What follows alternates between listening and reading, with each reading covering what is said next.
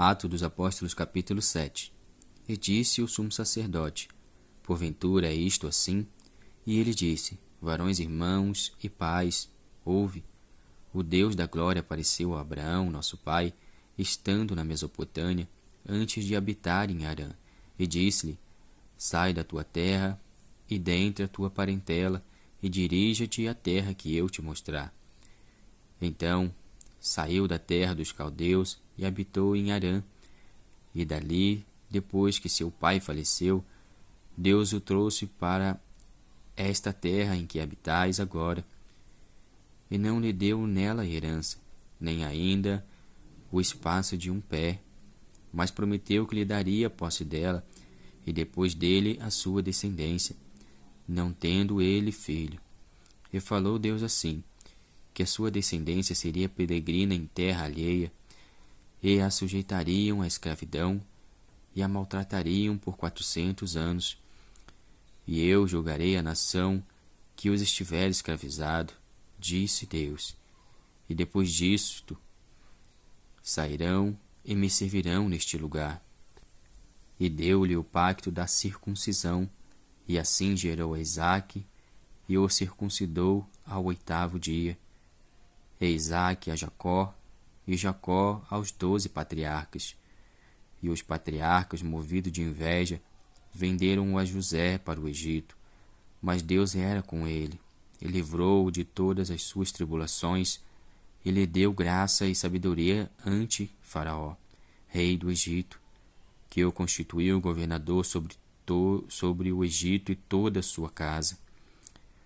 Sobreveio então a todo o país do Egito e de Canaã fome e grande tribulação, e nossos pais não acharam alimentos. Mas tendo ouvido Jacó que no Egito havia trigo, enviou ali nossos pais a primeira vez. E na segunda vez foi José conhecido por seus irmãos, e a sua linhagem foi manifesta a Faraó. E José mandou chamar a Jacó, seu pai, e a toda a sua parentela, que era de 75 almas. E Jacó desceu ao Egito e morreu, ele e nossos pais, e foram transportados para Siquém e depositados na sepultura que Abraão compara por certa soma de dinheiro aos filhos de Amor, pai de Siquém. Aproximando-se, porém, o templo da promessa que Deus tinha feito a Abraão, o povo cresceu e se multiplicou no Egito, até que se levantou outro rei, que não conhecia José. Esse, usando de astúcia contra a nossa linhagem, maltratou nossos pais, ao ponto de os fazerem enjeitar as suas crianças, para que se não multiplicassem. Nesse tempo nasceu Moisés, e era muito formoso, e foi criado 3 meses em casa de seu pai. E sendo enjeitado, tomou a filha de Faraó, e o criou como seu filho. E Moisés foi instruído em toda a ciência dos egípcios, e era poderoso em suas palavras e obras. E quando completou a idade de 40 anos, veio-lhe ao coração ir visitar seus irmãos, os filhos de Israel. E vendo maltratado um deles, o defendeu e vingou o ofendido, matando o egípcio. E ele cuidava que seus irmãos entenderiam que Deus lhe havia de dar a liberdade pela sua mão. Mas eles não entenderam.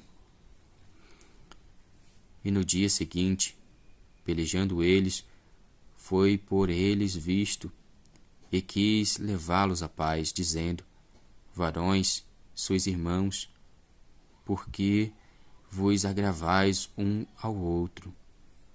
E o que ofendia o seu próximo o repeliu, dizendo: Quem te constituiu príncipe e juiz sobre nós? Queres tu matar-me, como ontem mataste o egípcio?